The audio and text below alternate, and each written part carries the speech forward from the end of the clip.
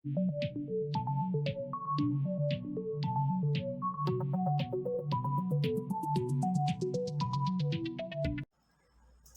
alaikum. Today we are going to discuss A Search for My Tongue, a poem by Sujata Bhatt. In our today's lecture, we will discuss about the textual analysis of the poem, the structure of the poem, and how the poem reflecting the horror, and discussed the poet felt at losing her tongue and specifically her Indian identity and main literary techniques that the poet has used in this poem. Search for My Tongue, introduction of the poem. A poem about the feeling and experience that an individual may encounter when they move to a foreign country, significantly from their home country and cultural background. ये poem जो है वो किसी भी individual की, किसी भी person की या कोई भी रीडर जो है उसकी फीलिंग्स के बारे में है और उसके एक्सपीरियंस के बारे में है। और वो फीलिंग्स और वो एक्सपीरियंसेस जब वो एक फ़ॉरेन कंट्री में जाता है और उस कंट्री में जो कि उसके होम कंट्री से बिल्कुल डिफरेंट कंट्री होता है और जहाँ पर न उसका जो कल्चरल बैकग्राउंड होता है डिफरेंट होता है। The poem is about personal and cultural identity. ये पोइम जो है वो पर्सनल आइडेंटिटी के बारे में है, कल्चरल आइडेंटिटी के बारे में है and contain some Gujarati script. इसमें कुछ लाइन जो है वो गुजराती लैंग्वेज में भी लिखी गई है। The allusion to her dreams has double meaning. उसके जब वो रेफरेंस करती है, रेफरेंस देती है कि आई हैव अ ड्रीम और ड्रीम में मैंने देखा कि ऐसा हो गया, तो उसके डबल मीनिंग होते हैं। वन, फर्स्ट ये है that she speaks Gujarati literally in her dreams, के वो लिटरली अपनी ड्रीम्स में गुजराती बोलती है। But also it has a dream to speak it always, लेकिन उसका ये ख्वाब भी है कि वो हमेशा गुजराती बोलती रहे। Although the poet has move to another country and no longer needs a original language. अब यहाँ पर क्योंकि पोइट जो है वो एक फ़ॉरेन कंट्री में मूव कर चुकी है और उसे वहाँ पर किसी भी जो है अपनी गुजराती लैंग्वेज की ज़रूरत नहीं है या अपनी नेशनल टंग की ज़रूरत नहीं है या अपनी ओरिजिनल टंग की ज़रूरत नहीं है। वहाँ पर उसको एक सेकेंड लैंग्वेज बोलना है। But she still says that I have a dream, और उस ड्रीम में मैं गुजराती बोलती हूँ और मेरा ख्वाब भी यही है कि हमेशा गुजराती बोलती रहूँ। He still reminiscences about it. अभी भी वो अपनी जो है उन मेमोरीज़ को याद करती है, पास्ट मेमोरीज़ को याद करती है जब वो गुजराती बोला करती थी। And worries that she may lose her mother tongue, और वो परेशान होती है कि शायद ऐसा ऐसा हो सकता है कि वो अपनी मदर टंग को भूल जाए। The structure of the poem expresses the poet's feelings and ideas about identity. Poem का स्ट्रक्चर जो है वो पोइट की फीलिंग और उसकी पर्सनल आइडेंटिटी के बारे में बताता है। Search for my tongue has a clear 3 part layout. 3 layout हैं सर्च फॉर माई टंग के, which symbolises the poet's feelings about her individual identity और her individual divided identity. Subject matter, Sujata Bhatt's poem Search for My Tongue addresses. There is a strong imagery in the poem which represents the poet's feelings about her divided identity. यहाँ पर strong imagery use की गई है जो कि poet की जो है डिवाइडेड आइडेंटिटी के बारे में बताती है। Birds poems explore deep questions about culture.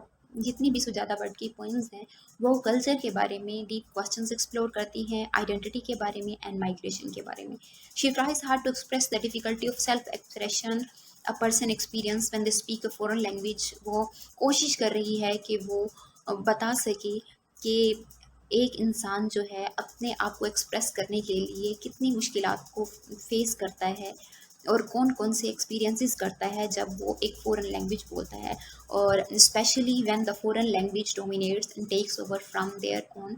और जब ख़ास तौर पर उस वक्त जब एक फ़ॉरेन लैंग्वेज जो होती है उसके ऊपर डोमिनेट कर जाती है और उसकी अपनी जो कि मदर टंग है या नेशनल टंग के ऊपर डोमिनेट कर जाती है। Here is the text of the poem search for my tongue by Sujata Bhatt. Start करती है पोइम को, मतलब थॉरली पोइम लिखी गई है। कोई भी राइम स्कीम नहीं है, स्पेसिफिक राइम स्कीम नहीं है पोइम के अंदर। ये एक ऐसे टाइप में लिखी गई है जैसे कि क्लियरली आप किसी को कुछ जो है इंफॉर्मेशन देना चाह रहे हैं। You ask me what I mean, वो कहते कि तुमने मुझसे पूछा कि क्या मतलब है मेरा by saying that I have lost my tongue. तो ये कहना कि मैंने अपनी अपनी ज़बान जो है वो खो चुकी हूँ।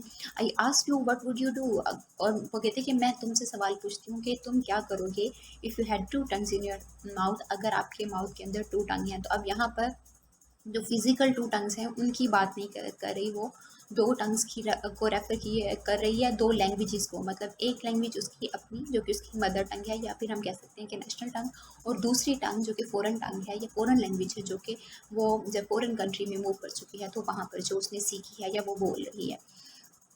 And loss the first one the mother tongue, फिर वो कहता है कि वो कहती है कि मैंने पहली खो दी अपनी मदर वाली, and could not really know the other, और दूसरी भी मुझे नहीं आती, द फ़ॉरेन टंग जो कि फ़ॉरेन टंग है। You could not use them both together, आप अपनी फ़ॉरेन टंग को या फिर अपनी मदर टंग को दोनों को इकट्ठा इस्तेमाल नहीं कर सकते।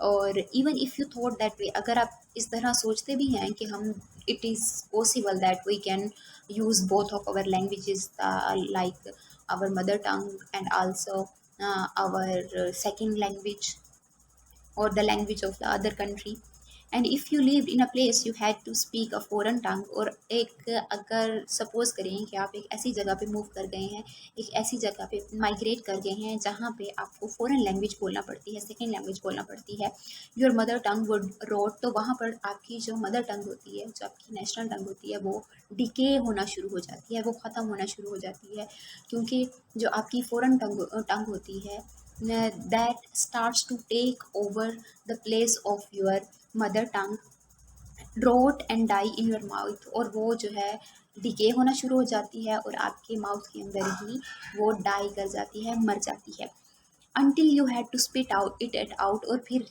ऐसी कंडीशन आ जाती है कि आप उसको और स्पिट करके आप उसको थूक कर बाहर निकालना पड़ता है उस टंग को।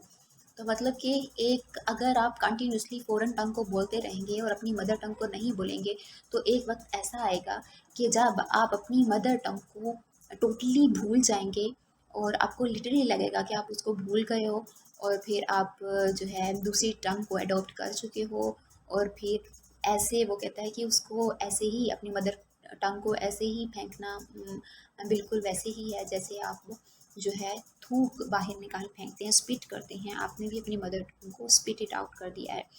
I thought I spit it out, फिर वो कहते हैं कि मैंने सोचा कि मुझे लगता है मैंने इसे स्पिट कर दिया है, but over night while I dream, लेकिन रात में जब मैं ख्वाब देख रही थी या मैंने ख्वाब देखा, इट ग्रोस बैक, तो वो मेरी जो मदर टंग थी जिसको मैंने स्पिट किया था, वो दोबारा ग्रो करना शुरू हो गई है। अ स्टम्प ऑफ अ शूट, उसमें से शूट निकलना शुरू हो गए हैं, और वो कहते हैं कि जैसे होता है ना कि एक दरख्त होता है, बहुत बड़ा दरख्त हो जाता है, तो उसको अगर जड़ से भी निकाल देते हैं ना, तो उसकी कुछ जड़ें जो होती हैं वो ज़मीन के अंदर रह जाती हैं, कुछ रूट्स जो होती हैं वो ज़मीन के अंदर रह जाती हैं, और उन रूट्स को ज़मीन में से निकालना बहुत मुश्किल होता है, क्योंकि वो सदियों सालों से उनकी बुनियाद होती है। तो आपकी मदर टंग भी वैसे ही होती है कि मदर टंग की भी बुनियाद बिल्कुल वैसे ही होती है कि अगर आप उसको जड़ से निकालने की भी कोशिश करें तो उसकी कुछ ना कुछ जड़ें जो होती हैं, उसको अगर आप पूरा ज़मीन से निकाल दें तो कुछ ना कुछ जड़ें जो हैं उसकी बुनियादें जो होती हैं वो ज़मीन में रह जाती हैं।